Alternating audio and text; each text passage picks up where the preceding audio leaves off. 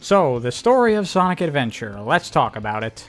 So Sonic Adventure now being on the Dreamcast, they actually had the technology and the opportunity to tell real stories in the actual game, as opposed to just doing it in like the manual and, very limited cutscenes like they could do in the Genesis games.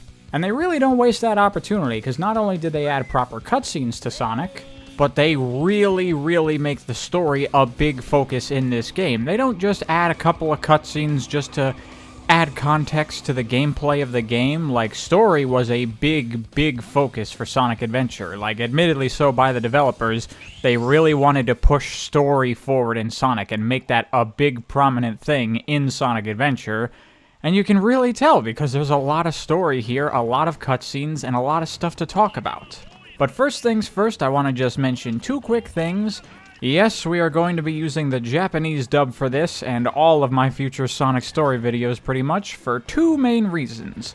Number one, I'm a giant weeaboo, and number two, the Japanese stories are essentially the real stories of these games, because the localizations in pretty much every Sonic game going forward took a lot of liberties with the translation and made numerous changes in a lot of different ways that really make the story not work as well for many games going forward.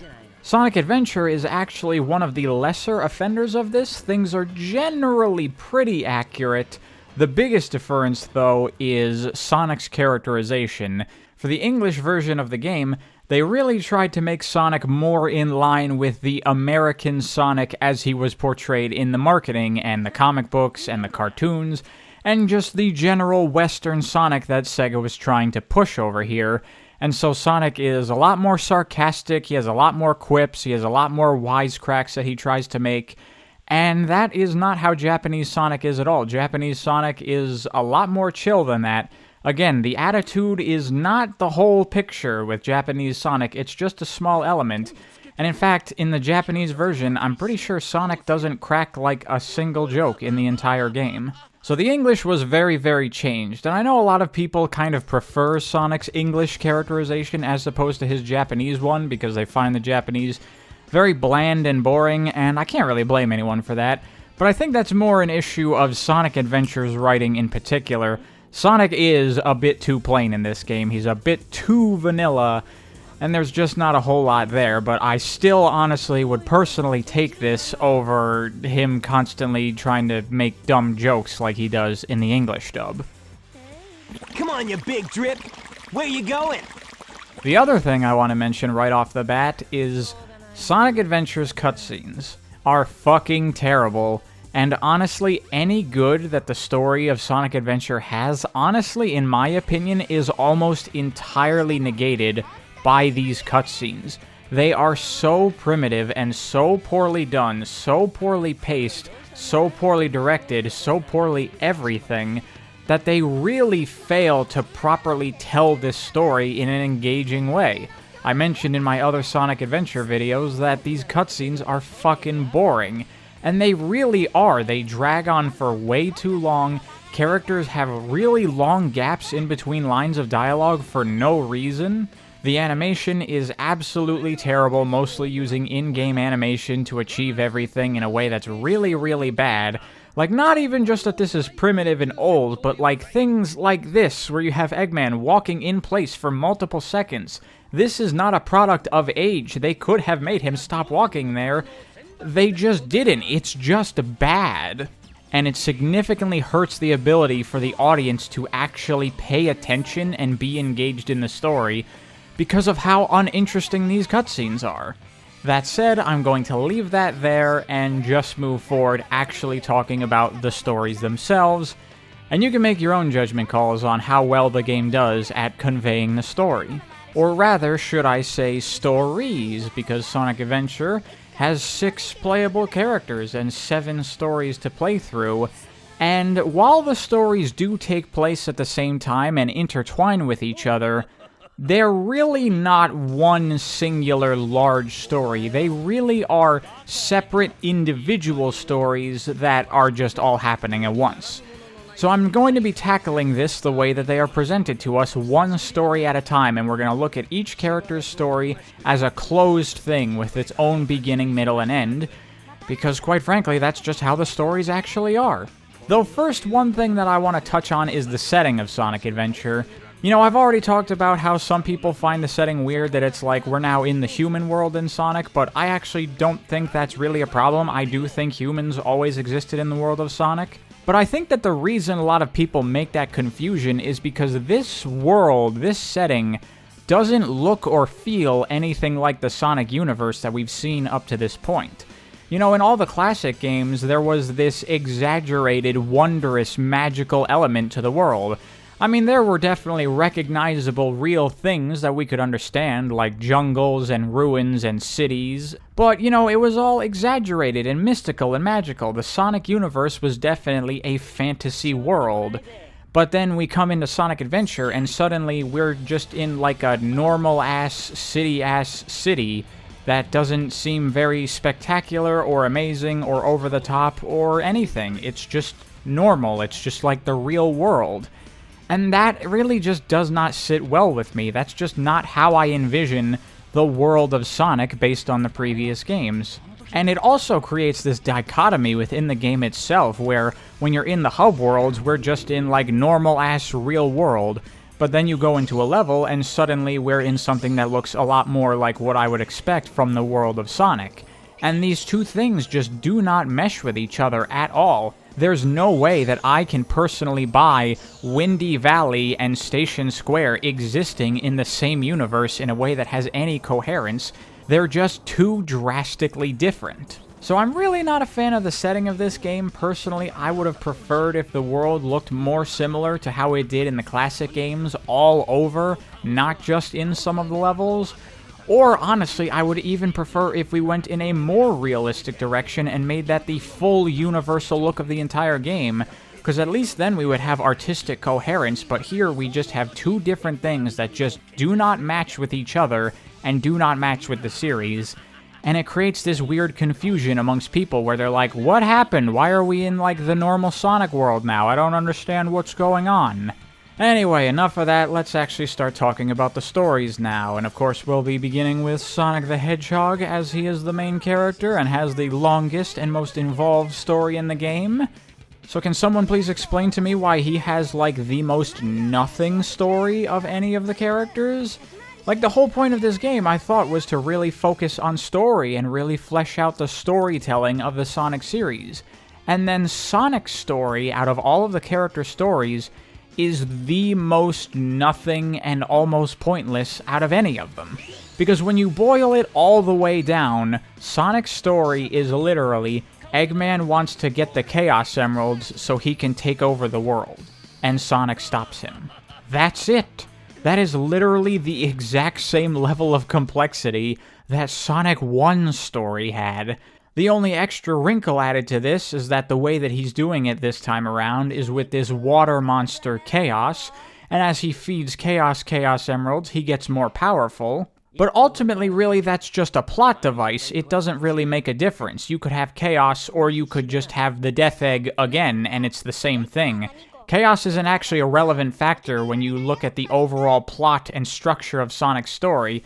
He could be there or not and make no difference. At the end of the day, this is very simply just Eggman does something bad, Sonic tries to stop him. That's it. And the thing is, I don't really have a problem with the story being that simple. I mean, it makes sense. This is the first time that they've ever done a 3D Sonic game, their first time telling a real story in the Sonic universe, so it makes sense to keep things very vanilla and basic.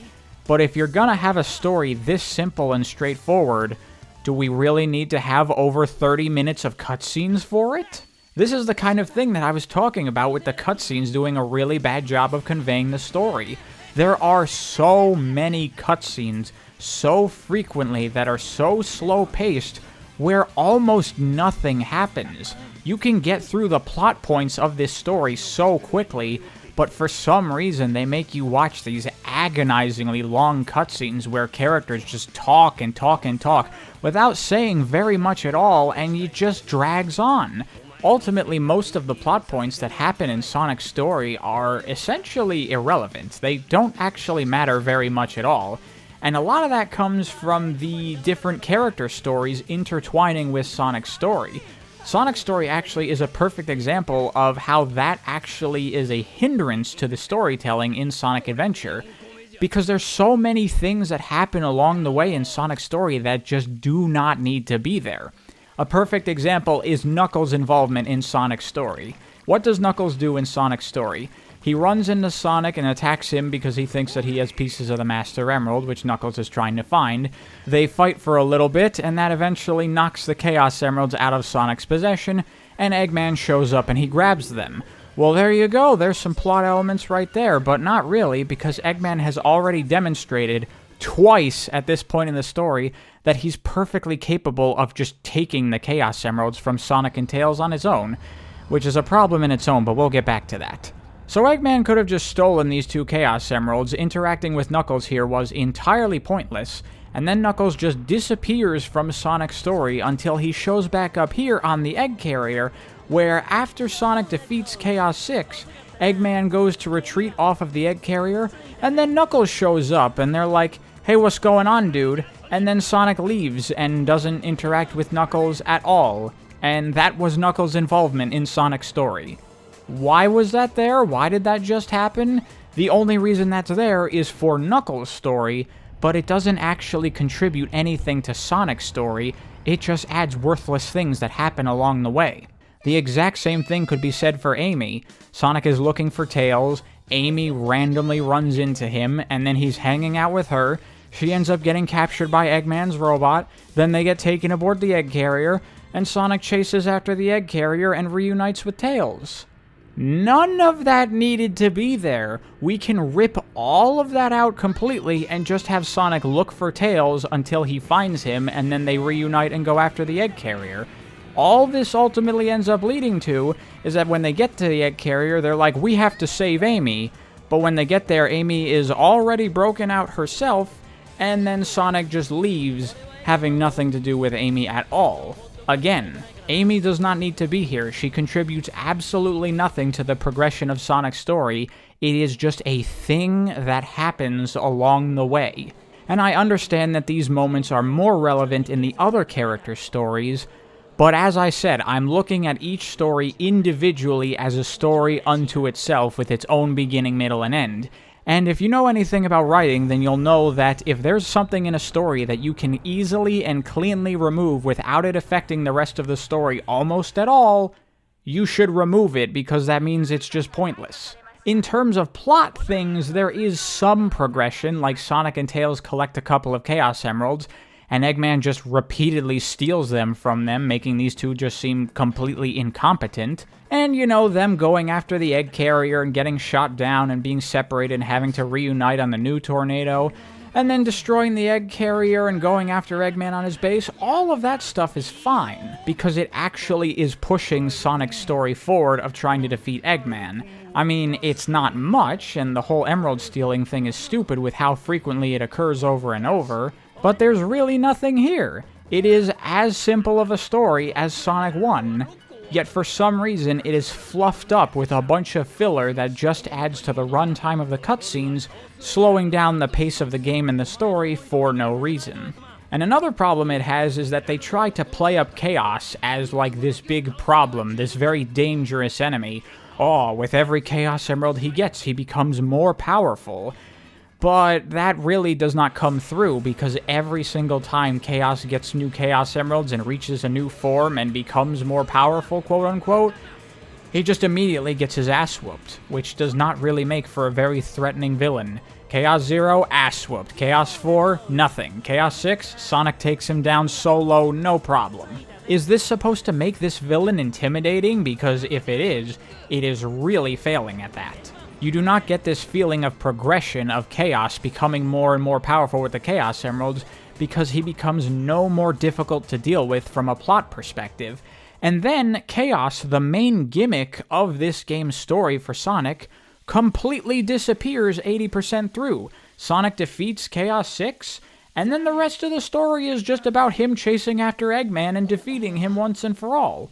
So, at the end of the day, even chaos ends up kind of becoming an irrelevant factor at the very, very end. So you're just like, why? What was the point of any of this? Well, the point of it is how all of this stuff ties into the other stories, but individually, when we look at Sonic's story alone for what it is, as it is presented to us, this is just nothing. This is garbage. There's no reason for this story to be this long and have this many cutscenes. This could really be streamlined and trimmed down and made a lot simpler if you just cut out all of the connection to the other stories and made this a solo, simple Sonic story about Sonic fighting Eggman. Maybe keep it tied together with Tails' story because those parts relatively work, but everything else can go very easily and it would really just enhance Sonic's story. One thing I will give it credit for, though, that I do quite like is the destruction of the egg carrier. Because if you're not really paying attention, then when you get to the egg carrier scenes with Gamma and stuff, you might have no idea why the egg carrier starts losing altitude. Like, what's going on? The egg carrier is blowing up? What happened? I didn't do anything. But actually, if you pay attention on the Skydeck level, then what is happening? Eggman has all these different cannons and stuff, and he's shooting at Sonic, trying to kill him. And in the process, he keeps on blowing up the egg carrier. He's literally destroying his own ship in order to take out Sonic, and that becomes his undoing. That is a really nice piece of environmental storytelling that I think works really well for this game. This type of more subtle storytelling, I think this game would have benefited a lot more from than having all of these elongated cutscenes where barely anything happens. Oh yeah, and one other thing. At the beginning of the story, Eggman steals Tails' Chaos Emerald and he gives it to Chaos, and then he's like, every time I give Chaos a Chaos Emerald, he gets more powerful. And if I give him all 7, he'll become an ultimate unstoppable monster. And I don't really understand why Eggman would do this, because at this point in the story, Sonic and Tails had no idea that Eggman was even up to anything. If Eggman just collected the other 6 Chaos Emeralds before approaching Sonic and Tails at all, then he could have just swooped in, stole the last Chaos Emerald, and immediately succeeded in his goal.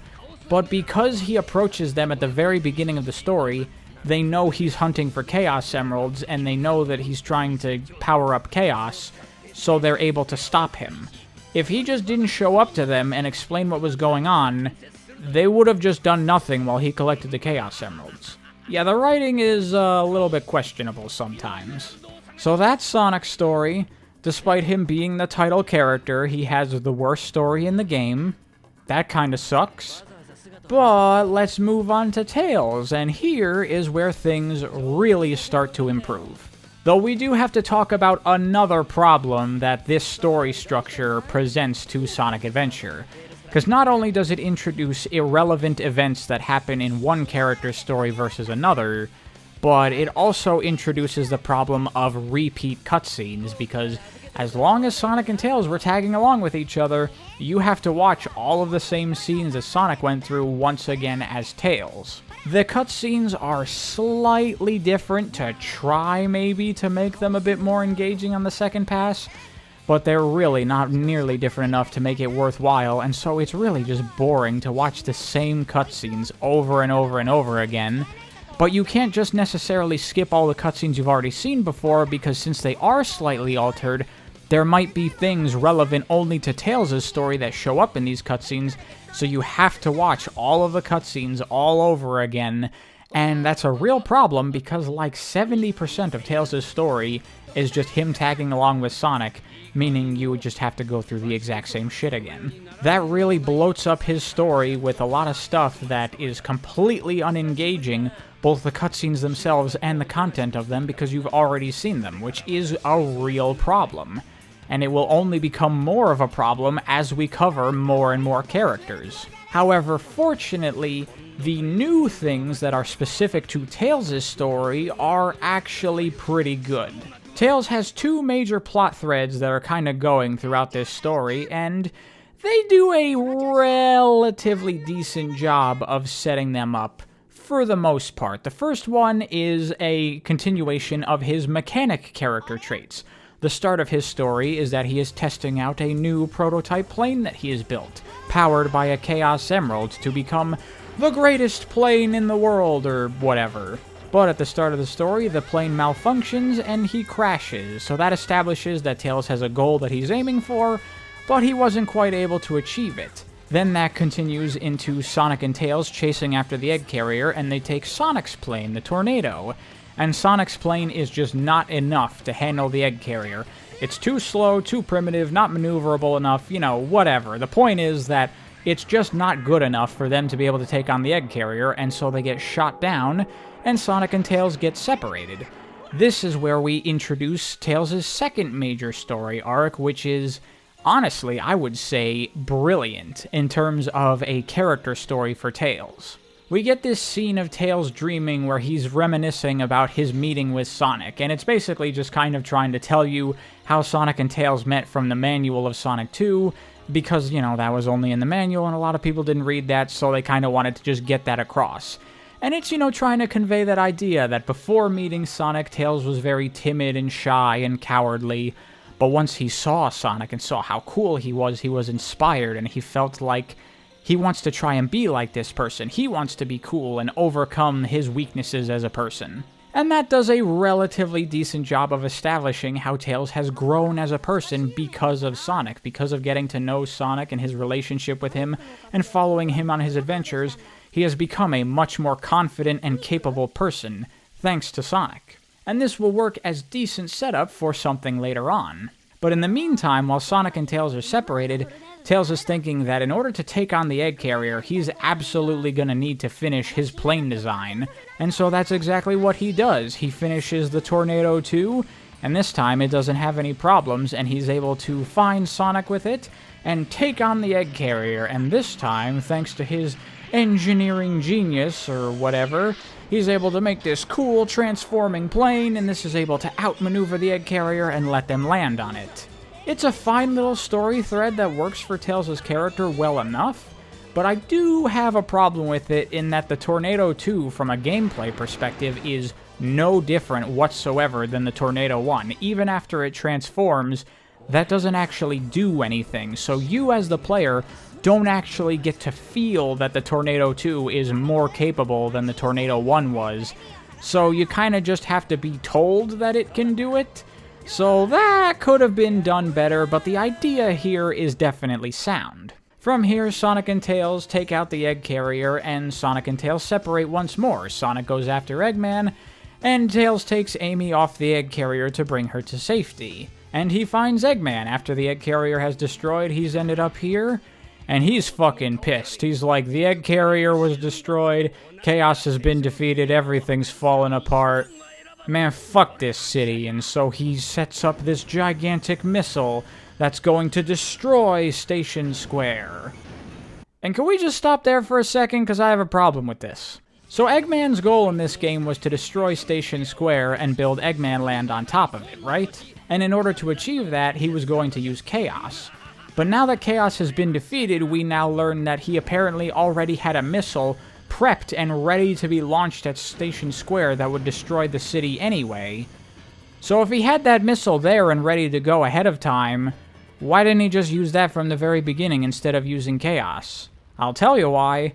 Because at this point in the story, they're like, okay, we need to make a justification for Tails to race Eggman. So, the Eggman will fire a missile, and then it'll be a dud. So Eggman goes to try to detonate it manually, and Tails has to beat him there to disarm the missile. Yeah, that'll work.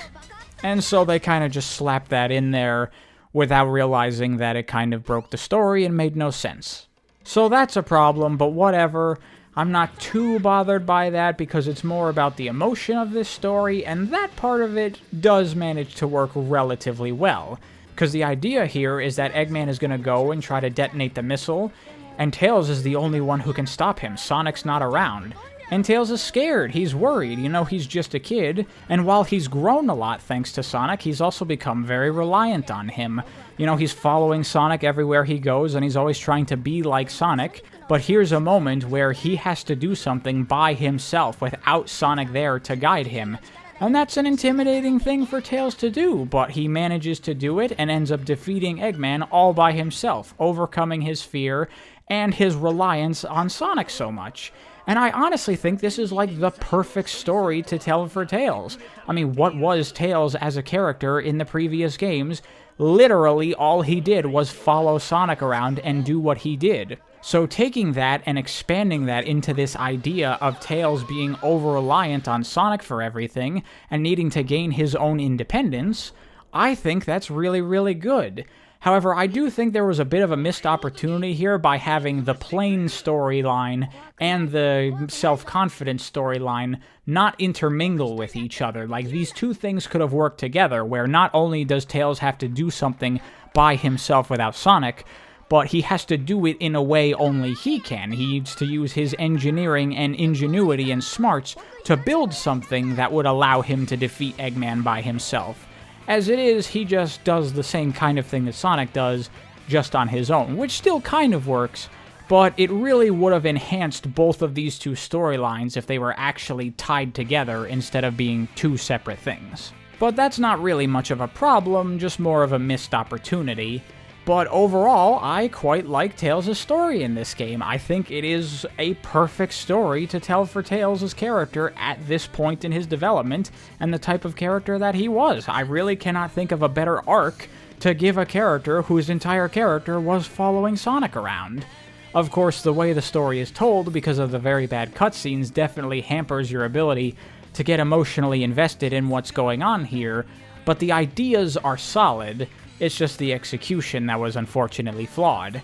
However, gameplay-wise overall, I actually like what they did with Tails here, because it kind of thematically ties into what they're going for, because the gameplay objective for Tails is to race Sonic and beat him to the destination at the end of the level.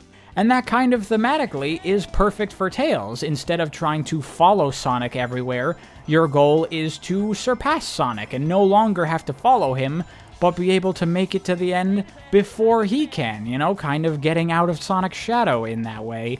I think that's actually pretty clever, so good on you, Tails.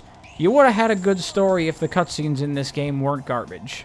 Next up is Knuckles' story, and quite frankly, I think this story is pretty much just as bad as Sonic's, because this story is basically equally as nothing. So the way that this story goes is that Knuckles is guarding the Master Emerald on Angel Island, as he should be. I don't know why the Master Emerald is now on this shrine outside instead of being in the Hidden Palace zone, but whatever, who cares about consistency, fuck that shit. So Knuckles is guarding the Master Emerald, but then it breaks, and Knuckles has to gather the pieces of the Master Emerald and put it back together. The end. That's his entire story. Literally nothing else happens at all in his entire story. Just like Sonic, every other event that occurs is just random, meaningless bullshit that just happens because it happens. It actually doesn't progress his story at all whatsoever. And it's so weird because they have this thing at the beginning and end of Knuckles' story that treat it like there was a story that was told here, even though there wasn't. Because at the beginning of the story, Knuckles is narrating and he's explaining how he's been guarding the Master Emerald for as long as he can remember, and he doesn't even really know why. He doesn't know anything that happened to his people, or why he's the guardian of the Master Emerald, why it's so important that it be guarded.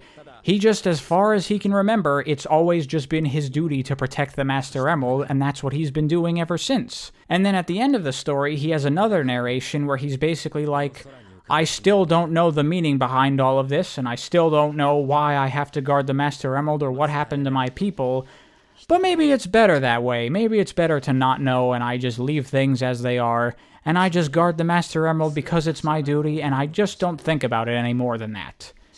And I'm like, okay, I can see what they're going for here, but nothing in the story actually, makes this work at all. Like, if you have this kind of thing at the beginning and end of the story, then what you should do is you should have Knuckles questioning, why am I the guardian of the Master Emerald? Why am I doing this? What happened to my people? Why is it so important that the Master Emerald be protected? And then Knuckles should be going on a journey to try to discover that, trying to learn what happened to his people. And then along the way, as he's trying to discover what happens, he has some sort of epiphany where he realizes that it really doesn't matter what happened or why he must guard the Master Emerald. All that matters is that he does it, and he just accepts that fact and decides to go along with it content just in his role and his duty as Guardian without having to question things. And that could work, you know, this idea of, like, you don't always need the answers. It's fine sometimes to just accept things for being the way they are. That's what his story is treated like it's trying to do at the beginning and the end, but that's not what the actual story itself does at all. Literally, his entire story is just him trying to get back the Master Emerald pieces, and just the things that happen that get in the way of him doing that. Literally nothing in the story has him actually going out of his way to try to learn about his people. However, there is something that is very baffling to me, because at 3 different points in Knuckles' story, there's this glowing red ball that appears, and this gives him a vision. It sends him back into the past where he sees his Echidna tribe that he hails from. Here it is. Here's his people from long ago. This is his opportunity to get all the answers that he was thinking about at the beginning of the game. But Knuckles doesn't respond in any way to this whatsoever. His only thing that he can say is, "What's going on? This is really weird." And that's it. That's all he responds with. And the things that he witnesses when he actually comes back to the past has nothing to do with him learning about his people. It just is relevant to the main story, which doesn't actually teach him anything. So at the end of the day, he doesn't actually learn anything, but he also doesn't realize that he doesn't need to learn anything. It's just that nothing happens. He just goes back in time and goes, "Wow, this is really weird. What's up with all these echidnas walking around?" It doesn't cross his mind at all that this is his people. Like, if I was Knuckles, my fucking mind would be blown right now, and I'd be asking a million questions of every single person I saw. But Knuckles doesn't do that. He's just like, huh, that was weird. Am I going insane? Like, what the fuck? Why did they do it like this? And this is where I'm going to transition, actually, straight into the main story of the game. We're skipping all the other characters for now. We're going to come back to them later. But I feel like it's most appropriate to talk about the main story, especially in reference to Knuckles. So the thing is, that whole thing where Knuckles has this red ball and it sends him to the past and he sees what was going on, that is not something exclusive to Knuckles. For some reason, every single character in the game gets visions like this, where they all get sent back to the ancient Echidna tribe, and they see things about what's going on there. And what this is essentially telling you Chaos's backstory and explaining who Chaos is and what's going on with all of that. But the way that it's told completely fails to properly convey this to the player, because when you are actually playing Sonic Adventure, the scenes are not portrayed to you in chronological order. All of the characters see different scenes that take place at different random points in chronological order, and if you play different characters in different orders, then you're still not going to see things in order no matter what.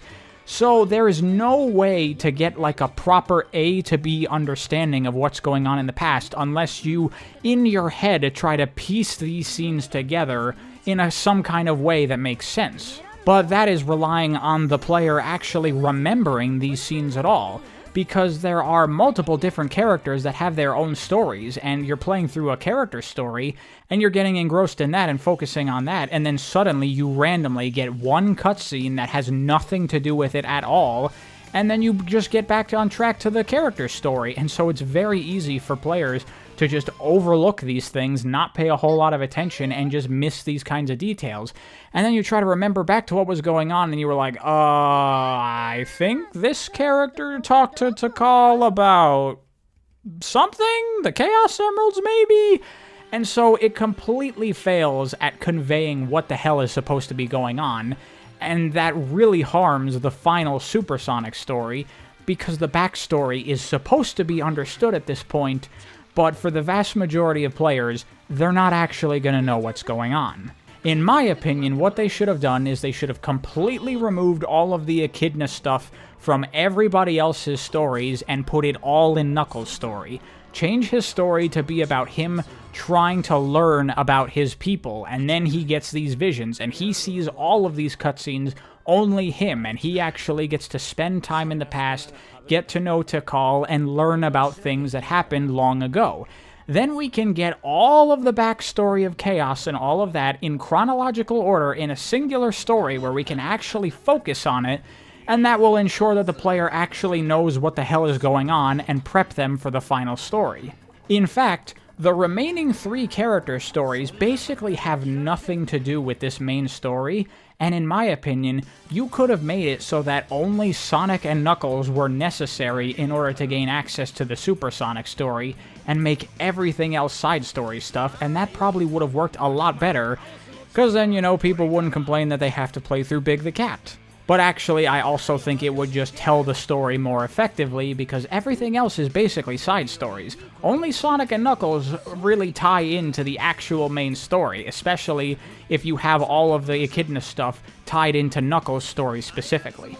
That said, let's actually talk about what this Ancient Echidna story is, and then go into the Super Sonic story.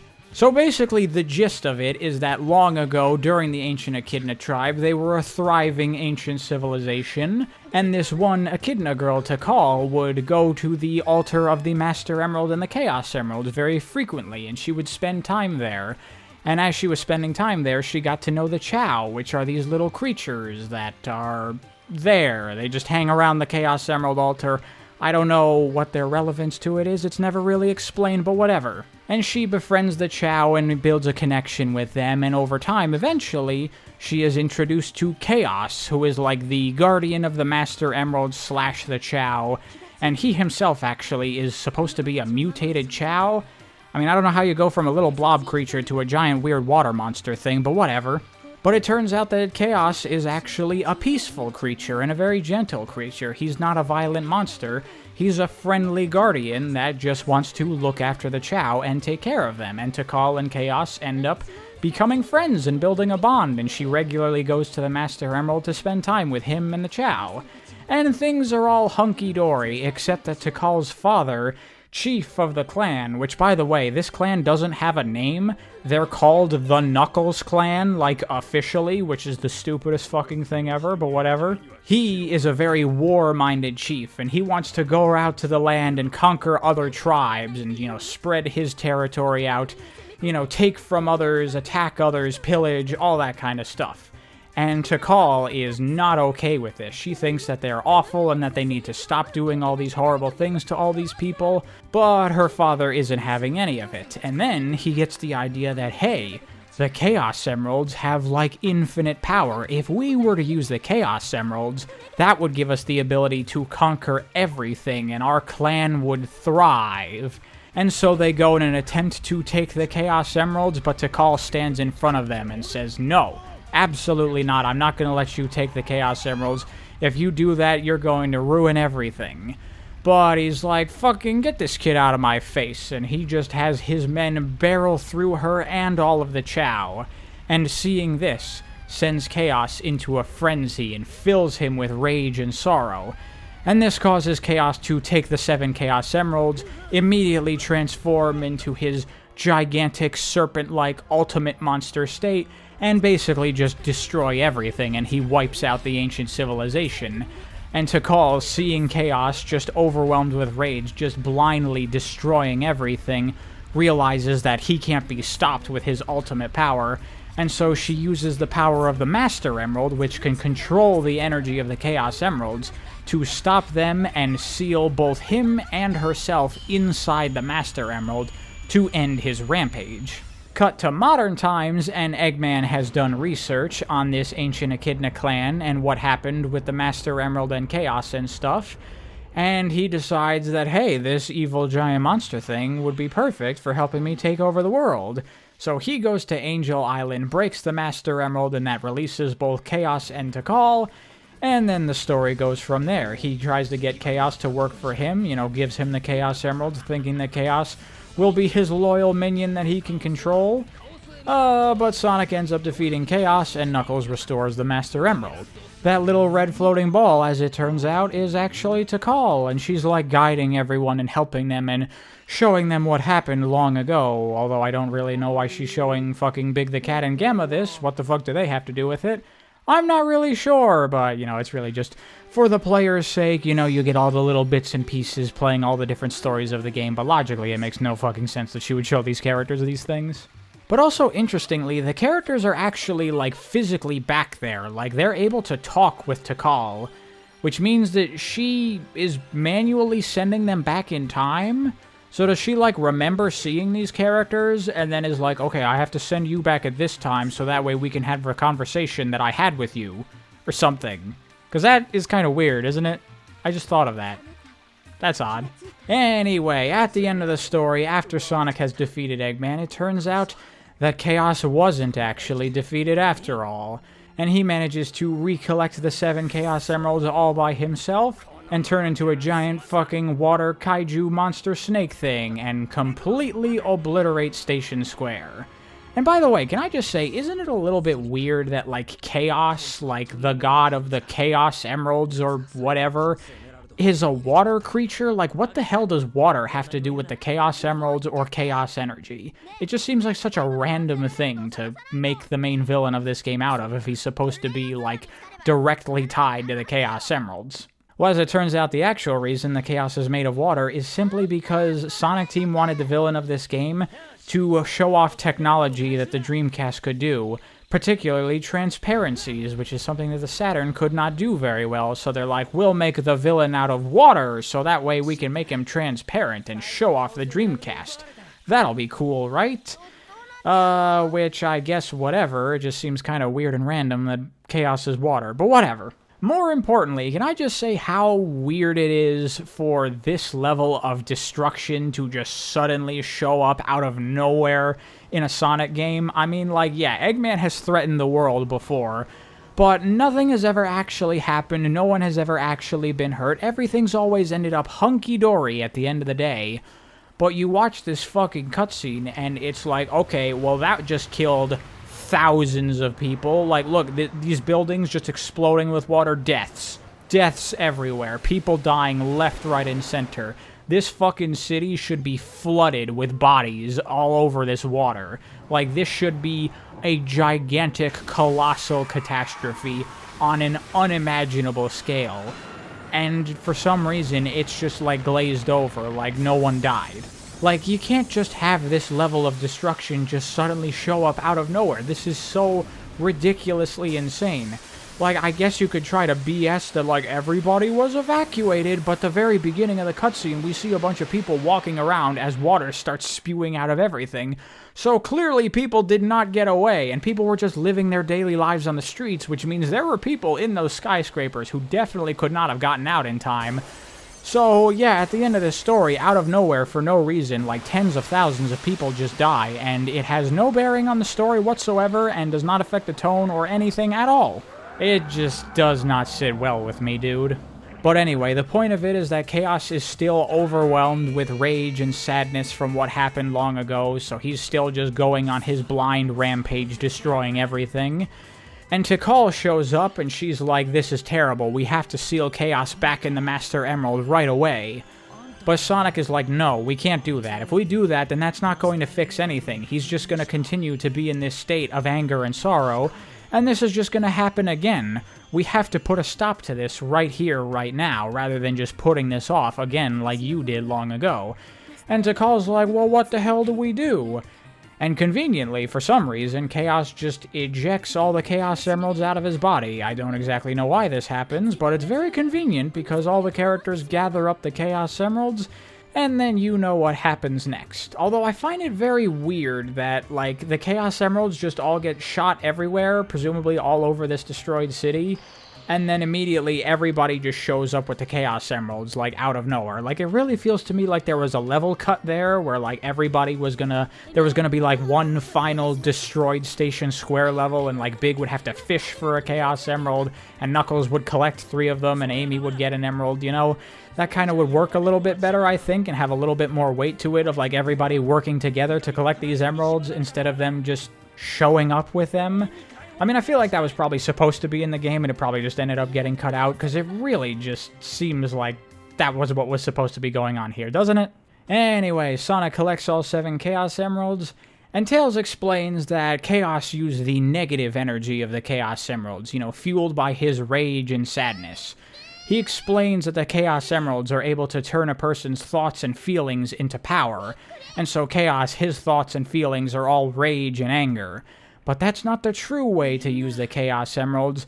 The true way is through positive feelings and positive thoughts and emotions. I don't know how the fuck Tails knows all this stuff, but apparently he does. Whatever, bad writing, just go with it. So the Chaos Emeralds have the power to turn people's positive thoughts into power, and then what happens next?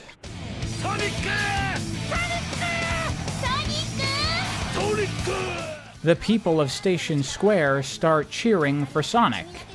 I don't exactly know where all these people are. I mean, shouldn't all these fuckers be dead? We just watched the city get fucking annihilated. Like, who are these people?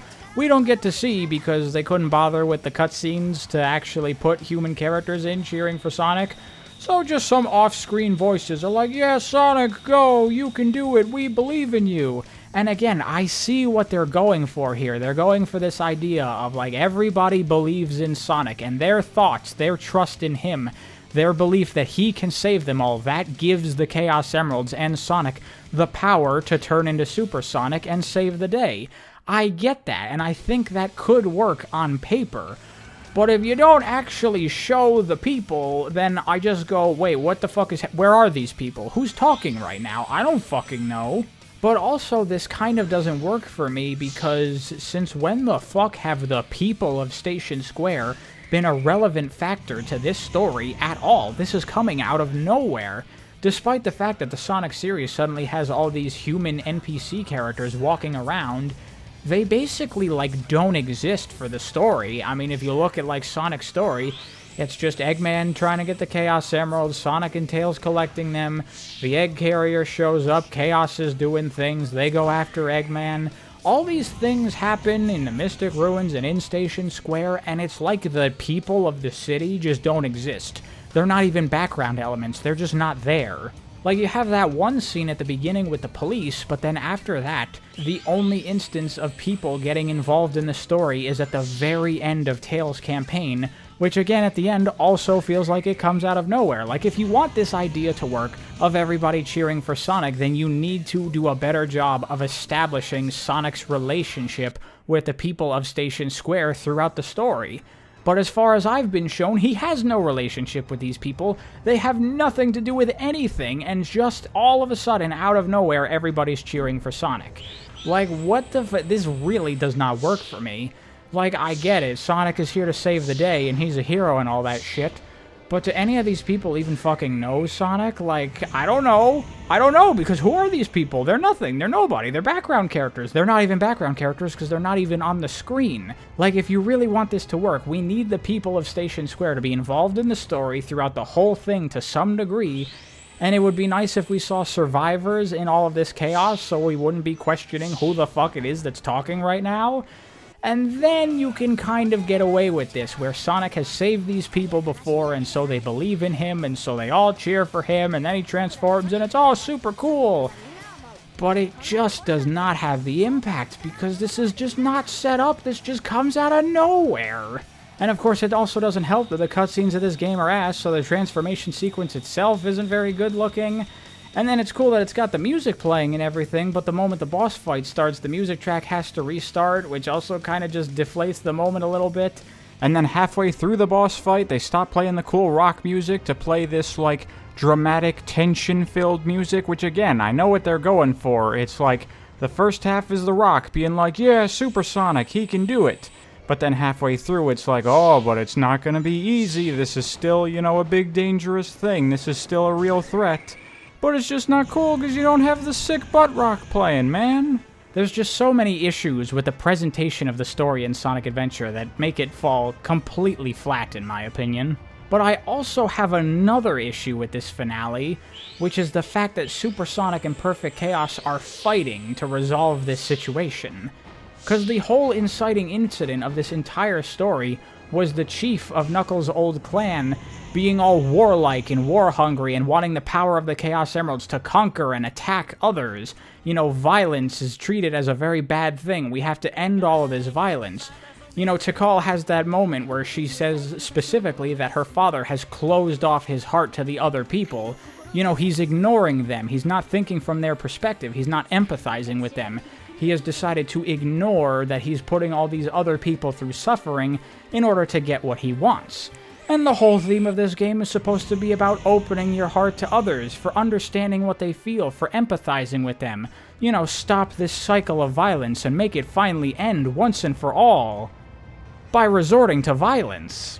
Like, I get it, it's a video game, you gotta fight the big monster at the end for the last boss fight.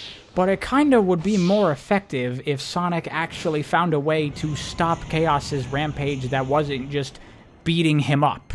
But that's not what happens, so Super Sonic beats up Chaos, and because it's a video game, for some reason that gets him to calm down, because that's what happens in video games. And then Chaos realizes that, hey, the Chow are still here, Tikal is still here.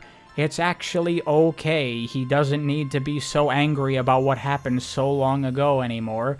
Things are fine, and Chaos calms down.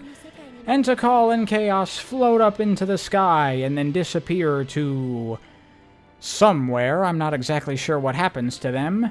And there you go, the end. The day is saved, and we end on a beautiful shot of the sky piercing through the stormy clouds, showing a brighter tomorrow as we slowly zoom out on the fucking endless destruction and death that was caused in this game that I guess is just not going to be resolved.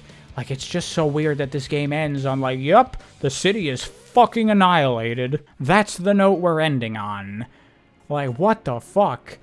Like, thematically, I see what they're going for here with the main story of this, with Chaos and all that, but I honestly think that it falls flat on its face for so many reasons. There's just so much here that does not work, dude. The ideas are good on paper, but it just does not come together, in my opinion. I will say this, though. This is very much a direct sequel to Sonic 3 and Knuckles story-wise, because what happened in Sonic 2, 3 and Knuckles, Knuckles Chaotix, all of those games were talking about some ancient civilization that misused the Chaos Emeralds and wiped themselves out long ago, and so now this game is finally giving us a payoff to this story that was teased all these different times in these different games. We now get to see what happened to that tribe from long ago, and now we get to relive that now again in the present day. And I think that's really cool to, like, have a story element that's established in lore and actually expand upon it in a pretty cool way like this. It's just unfortunate that it doesn't come together. And also, where the fuck did those Chow come from at the end? They just, like, show up out of nowhere. Oh, and by the way, a lot of people tend to be confused about Angel Island in this game, and they think that that little floating island that the Master Emerald Altar is on is Angel Island, and they're like, why is it so tiny? But you do see the entirety of Angel Island in the CG cutscenes where you see it falling out of the sky. And actually, in the Mystic Ruins, this giant-ass cliff here, that's actually supposed to be Angel Island. You can see how the rock color and stuff doesn't really match with the rest of the walls in the Mystic Ruins. So that's a nice little detail there for you that a lot of people usually miss. So with that, we can now move on to what I guess you can call the side stories of Sonic Adventure. And you know what? Let's go right from the main, most important story of the game to the least important story. Let's talk about Big the Cat. Because you know what? I actually like Big's story in this game. Like, everyone can complain about Big the Cat and how he's stupid and he shouldn't be here and the fishing and all that stuff. But you know what? I really can't take any issue with Big as a character or his story. I actually think it's one of the better stories in the game. So what's happening here is that Big is just living his life in the jungle. He and his best friend Froggy just passing the days away lazily, having a good time. But one night, while Big is sleeping, a piece of chaos crashes right in front of his hut, and Froggy goes to investigate and ends up swallowing a piece of chaos, and that ends up like mind-controlling Froggy. And it makes him grab a Chaos Emerald that Big just randomly happened to find, and Big's like, whoa, what's going on? Froggy, what you doing? You're acting all weird. Where you going, buddy? Wait for me. And what I like about this story is what Big basically is supposed to represent as a character, because Big, what he is a background character. He is a character that has no business getting involved with Sonic and the adventures that go on in the Sonic universe. You know, defeating Eggman and all this crazy stuff that happens. Big should not have any part of that. He is a guy that has nothing to do with anything. He just sits around fishing and enjoying his life with his best friend Froggy, and that's it. But, as a result of Eggman doing his thing, Big ends up accidentally getting dragged into this larger, grander adventure that he normally, his type of character, would have no business in. I feel like this is most effectively portrayed in Big's one boss fight against Chaos 6, where you have to fish Froggy out of him. You know, Froggy jumps inside Chaos 6, and that completes Chaos back to his full form. But now Froggy is inside of him, and there's this big water monster, and somehow Big ended up getting himself on this giant flying warship, and he has absolutely no idea what's going on. He has no business being involved in the things that are happening. There is a much grander, larger tale going on here that he should not be a part of. But he is now, and he just wants his friend back. Like, he's not intimidated by Chaos at all. He's not like, what's going on? He's not worried about any of that. And then Sonic shows up, and I think this is a really good demonstration of Sonic's character from the perspective of a normal person in the Sonic universe, where Big is just trying to save his friend who's in danger, and Sonic appears and learns about their situation, and he's immediately like, alright, I'm gonna help you try to get your friend back. You know, it really shows the heroic side of Sonic in a way that I really like. You know, in all of the past games, Sonic has saved, you know, a bunch of random animals, and he saved Amy, but it's not quite the same there because she's a character that is directly related to Sonic. The fact that Big has nothing to do with any of this, and he just wants his friend back, and Sonic is there to help this random stranger get his friend back, it really lets you feel like, wow, Sonic really is a hero, just helping out this random person that has no business being here. And so Sonic and Big work together, Big manages to get Froggy, and then he just gets out of there, you know? Sonic is now fighting this giant monster, and something's going on, and Big's just like, whatever, I got my friend back, I'm going home. And that's exactly what they do. They go back home, and they just return to their normal everyday life. You know, they're just celebrating the fact that things are back to normal. Big never wanted to go on a huge adventure. He only did because his friend was in danger, and now the two of them are happy as can be, just going back to their normal everyday life. Like, I honestly think this is a lovely little story here of a background character accidentally becoming a main character for a little bit, just so he can go back to being a background character the way he belongs and the way he likes it. I actually really like Big's story. I think it's really solid. So next up, let's do Amy, and Amy, again, I think has one of the best stories in this game. Amy's story begins with her just living out her day-to-day life, doing some grocery shopping, and she's thinking about how bored she is, you know, same thing every day, blah blah blah. Nothing interesting ever happens, and she's reminiscing and thinking back to how much fun it was to go on adventures with Sonic and get caught up in all this stuff and these grandiose, exciting times. And she really just misses things like that. And just as she's thinking about this kind of thing, the egg carrier flies overhead, and from it, a little bird falls right onto Amy's head. And she's worried about the bird and asks if it's okay and all that. But then she finds that there's an Eggman robot chasing after her, and she manages to escape from it and hide. But she's like, what the hell is going on? Why is there a robot chasing you, little birdie? Oh my god, we gotta do something about this. This is really dangerous. And then conveniently, she happens to run into Sonic, and is like, perfect! Who better to handle this kind of situation than Sonic? So Amy starts tagging along with Sonic for a while, but they end up getting separated, and the robot manages to capture Amy and the bird, and it brings her aboard the egg carrier as a prisoner. There, while in her cell, a robot comes, demanding that it give her the bird, and Amy's like, hell no, you're gonna do something bad to it, I'm not giving you this bird.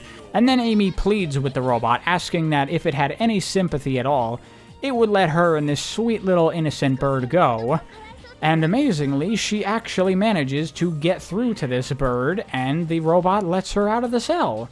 And while this is a nice little moment for Amy's character, where, you know, her nice nature manages to break through to this cold, unfeeling robot, I do have a little bit of an issue with how this was executed, in that Amy just, like, for no reason, out of nowhere, tries to appeal to this robot's humanity. And this is just not really motivated by anything. She has no reason to think that there's any chance that this robot might be willing to let her go just if she asks. Like, I think what they're going for is that it's like a desperation thing. Like, you know, please, if you feel bad for this little bird, please let us go.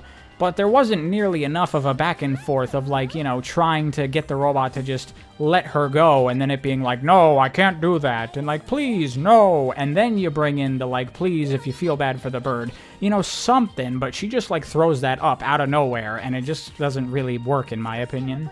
Anyway, Amy and the bird manage to get to the deck of the egg carrier, where they run into Eggman, who takes the Chaos Emerald that it turns out that the little birdie was carrying this whole time.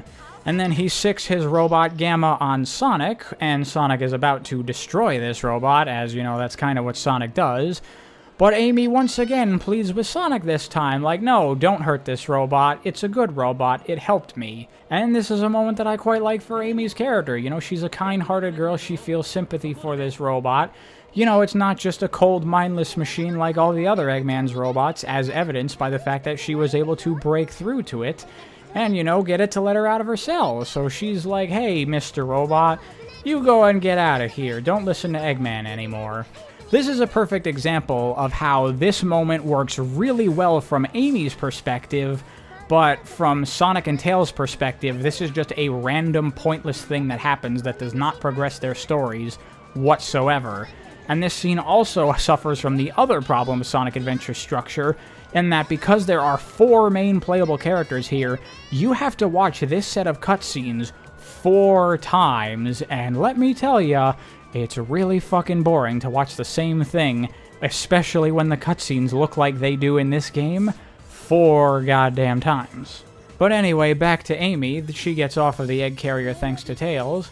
And then it's kind of like, hey, problem solved. Eggman was after you because of the Chaos Emerald you had, and you don't have that anymore, so you're scot-free now. But then when Amy opens the pendant that the bird has been wearing around its neck, she sees its siblings, and she's like, oh, that's your family? Oh, well, we gotta help you find your family, little guy. And that leads Amy back to the egg carrier, where the birdie's siblings were. But you know who else is there is that robot that's been chasing Amy this whole time. I guess Eggman didn't get an opportunity to reprogram him, so he still thinks that he's going after that little bird. But Amy destroys the robot, saving the bird, reuniting it with its family, and happy ending all around. What I really like about this story is that it really takes good advantage of Amy's character, because Amy is not a hero-y adventure-type character like the other characters are. You know, Sonic, Tails, Knuckles, what are they doing in the Sonic games? You know, they're taking out armies of Eggman robots. They're taking out the Death Egg. They're saving the world. Amy doesn't do stuff like that. She has just always been portrayed as a normal person with no special abilities, and there's this moment where after getting off the egg carrier, she's thinking about how she's always getting saved by Sonic, and that's just no good. She needs to kind of step up and start doing things on her own. Which, this moment kind of doesn't really work for me 100%, because Amy doesn't get saved by Sonic in this game. She gets herself out of the cell, and then the only thing Sonic really did was bring Tails to the egg carrier so he can take her off of it while it's crashing.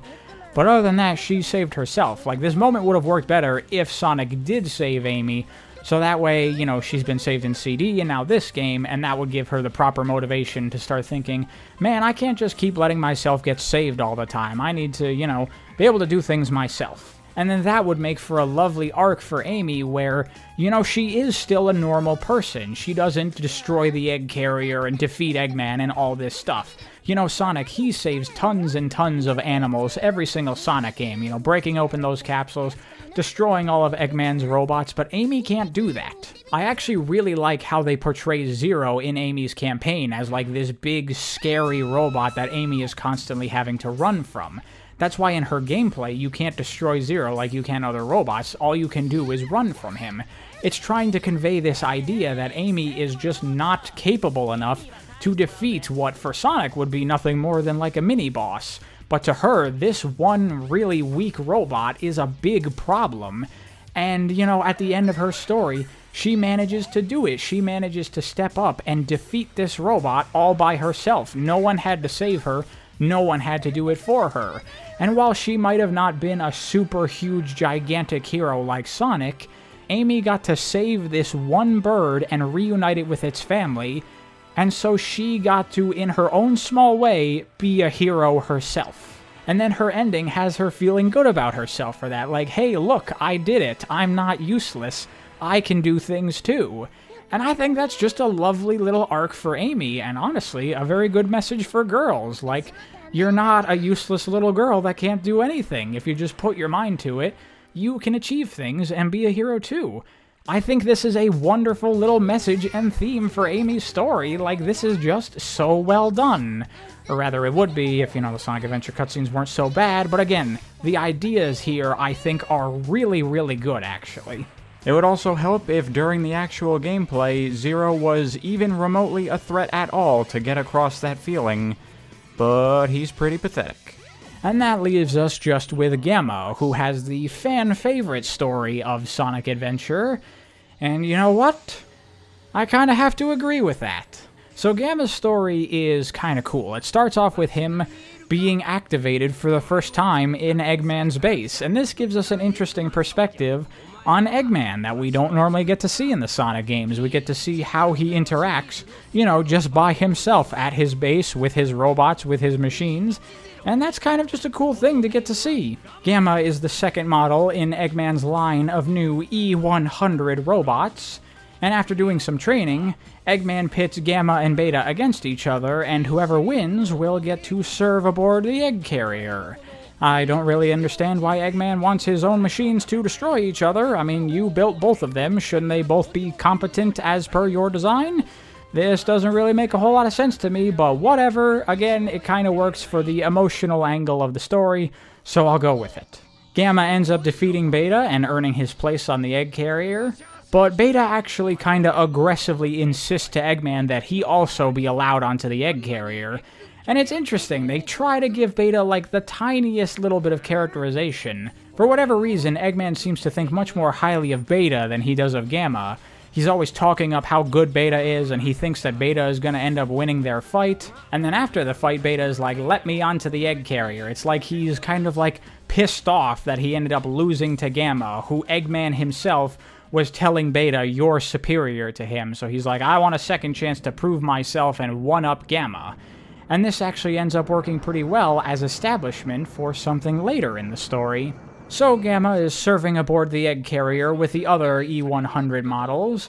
Oh, and by the way, in case you didn't notice, there's a bit of a mismatch between the E100 numbers and the Greek alphabet that they are associated with. Like, Beta is the second letter of the Greek alphabet, even though he's E101, and that problem continues. E102, Gamma, even though Gamma's the third letter.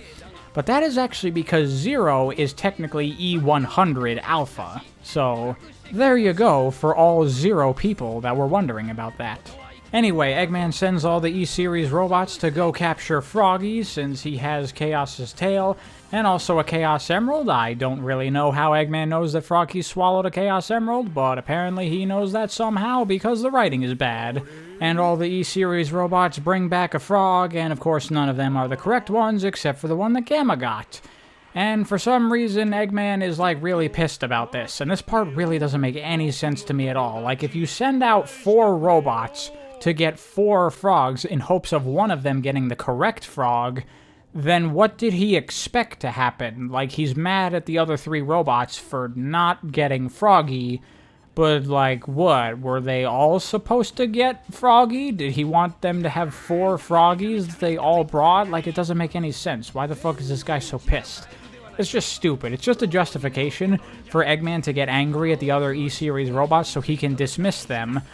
Which, again, kind of works for Gamma's story, so I'm okay with it, but it's kind of not very well justified. I mean, Eggman has been mentioned to be very childish and not really think things through very far ahead, so I guess it kind of works, but it does still ultimately seem kind of stupid, doesn't it?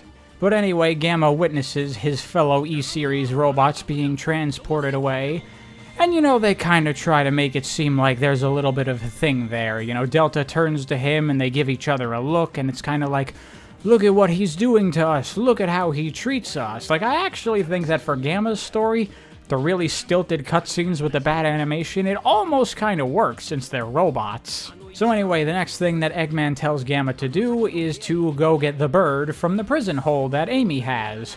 But Gamma ends up accidentally going into the wrong door, and he finds something very disturbing on the other side. He finds Beta being very heavily modified and rebuilt into something very, very different. Ooh, what's going on here? Mysterious. Ooh. After that detour, Gamma makes his way into the prison, and he goes up to Amy and he's like, "Hey, give me the bird." And she's like, "No, fuck you, I'm not gonna give you the bird, you're gonna do something bad to him." And he's like, "Give me the bird." And then she's all like, "Please, don't you feel bad for this bird? Let us out, please." And Gamma is very confused by this. He just doesn't understand why someone would want to go so out of their way to help someone else. It just doesn't make sense in his computer programming. And Amy's like, I see. Eggman doesn't program you to understand these things. You know, kindness, compassion, caring for others. He's just not programmed for that. And as it kind of seems like Gamma is maybe contemplating that, the bird flies up to his face, and he gets a good look at the bird, and Gamma has a little bit of a spasm, and that causes Gamma to open the cell and let Amy escape. And then Amy's all like, "Oh, thank you, Mr. Robot, you're not so bad, you're a nice guy, you're not like the other robots." And you know, that starts to make us wonder, is Gamma not like the other Eggman robots? Why is he suddenly doing things like this? Oh, what's going on here? And then, of course, Gamma confronts Sonic, and they have their little fight. And I believe the canonical thing that happens here is that Sonic ends up winning the fight, and when he's about to go destroy Gamma, Amy's like, "Stop, no, don't do that." And Sonic's like, "Okay, whatever you say, Amy." And once again, Gamma is confused, and he asks Amy, why is she helping him? Why did she save him? And she explains that, as she said before, the next time they meet, they're gonna be friends. Aw, isn't that a nice little moment? Amy's such a nice girl. And her niceness is enough to kind of reach into this robot's programmed soul and kind of make him start to wonder. Because as Gamma is hovering down from the egg carrier, he's reviewing the data of all the things that have happened since he's been activated, and he keeps thinking on it and thinking on it and thinking on it until... Dr. Eggman, Master 登録解除. Now no longer serving Eggman, Gamma decides to rescue the rest of the E-Series robots, you know, his friends, his brothers. But it's not necessarily the E100 robots that Gamma is going to save. Because remember, all of Eggman's robots are powered by little animals. So what Gamma is actually going to do is hunt down the rest of the E100 robots and destroy them to free the animals trapped inside. And he destroys all the E100 robots except for the last two, Beta, who was on the egg carrier, and himself. Gamma returns to the egg carrier, where he runs into the new and improved Beta. And this is where that kind of rivalry thing that they set up kind of starts to work a little bit, because Beta has this air about him, this very particular mood surrounding Beta. He doesn't just feel like an Eggman robot that's attacking Gamma because he's attacking them. You get this feeling from the way that Beta moves and the way that he feels in the cutscenes that he wants to fucking destroy Gamma and finally prove that he is better than him. You know, he's upgraded now. He is superior to Gamma. And even though he got very little screen time and he has no dialogue whatsoever, just a little bit of animations and a little bit of camera work they did actually manage to make you understand and feel this rivalry, this hatred that Beta feels for Gamma, and it actually kind of works. See what I was saying about the stiff cutscenes actually kind of working for the robot characters? And of course, this hateful, revenge-fueled Beta who just wants to prove that he's better than Gamma ultimately loses the fight and is in a state of breaking down. And Gamma goes over to him. You know, he still thinks of them as friends, as brothers. So he goes over to Beta, and Beta just gets in one last cheap shot just to finish off Gamma, because fuck that robot. And so a damaged Gamma slowly limps out of the radius of Beta's explosion, and we learn that Beta actually had inside of it one of Birdie's little siblings, and then Gamma, on his last legs, gets a flash of that same picture that Birdie had in his pendant. Gamma falls over and explodes himself, and as you can predict at this point, inside is the other sibling of Birdie.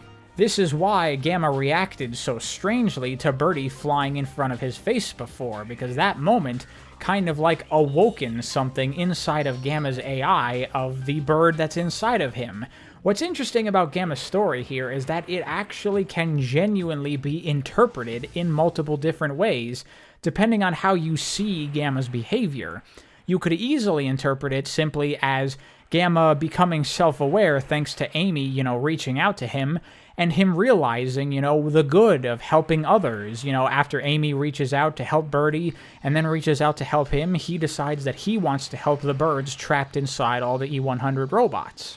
But you could also kind of interpret it as, like, the bird inside of Gamma, its consciousness starting to, like, come through in Gamma's AI, and it's kind of like two beings inside of this robot. Gamma, the AI, that has started to kind of become self-aware, and then the bird that's slowly influencing Gamma to do these things, to free all the animals. That last moment where Gamma gets that flash of the memory from the bird and he looks back at the other bird and falls over. Was that Gamma, or was that the bird inside of him? Like, that's actually up to interpretation. There's some real stuff there. And of course, people get really into, the tragedy of how Gamma, in order to save all the birds and the bird trapped inside himself, he had to destroy and kill his friends and his family, and ultimately become destroyed himself. And, Gamma, this robot that became self-aware and decided to do good and free all these animals, he tragically had to end up dying himself. And at the hands of his own brother that vehemently hated him at that point, simply for him being better than Beta. There is genuinely, like, a fair number of layers going on here. Like, this is really weird that a story of this much depth is in a fucking Sonic the Hedgehog video game, and it has, like, nothing to do with anything else in the main story. But it's pretty cool, and I really like it. And personally, I'm a big fan of, like, robot AI stories, so I really do appreciate this thing. And it's just an interesting idea, isn't it, to get to tell a story from the perspective of an Eggman robot and/or one of the animals trapped inside of an Eggman robot, and kind of tell a story about, those creatures that always are just kind of background elements in the Sonic games. It's really cool. So those are the stories of Sonic Adventure. A mixed bag, very literally, because it's all just a bunch of singular stories that basically have very little to do with each other, for the most part. Like, there are some connected stories, like Sonic and Tails are connected in a way, Sonic and Knuckles are connected to the main story with Chaos, Amy and Gamma are connected. There are things here that are pretty good, but I feel like trying to connect all of these stories together was maybe a bit overly ambitious, because it ends up bringing a lot of negatives into the story that draw these things down. On top of that, the way that these cutscenes are conveyed, to me, it really does hurt the vast majority of the storytelling, because while I can tell you these stories and make them sound interesting and engaging, when you actually play through the game and you watch all these cutscenes, it is fucking boring because of how slow-paced these cutscenes are, and how just uninteresting they are to watch with these same stock animations getting reused over and over and over again. Unfortunately, the main story I find to be kind of on the weaker side, and Sonic and Knuckles, everyone's two favorite Sonic characters, have the worst stories out of any of them. Amazingly, the side characters and the characters no one cares about, like Big, are the ones that have the really good stories with really nice themes in this game. However, at the end of the day, I really struggle to say that Sonic Adventure has a great story because of how poorly it is told. But there's definitely potential here. This was really written with heart. They were really trying to tell a great bunch of little stories here, and I really appreciate that, and I can see what they were going for, and I think there's a lot of potential in it to be something really good. So at the end of it all, if you were to ask me if I thought the story of Sonic Adventure was good, I would say that the story in the game, a little bit, kind of. The story of Sonic Adventure that exists in my head, where the story is told properly, that's great.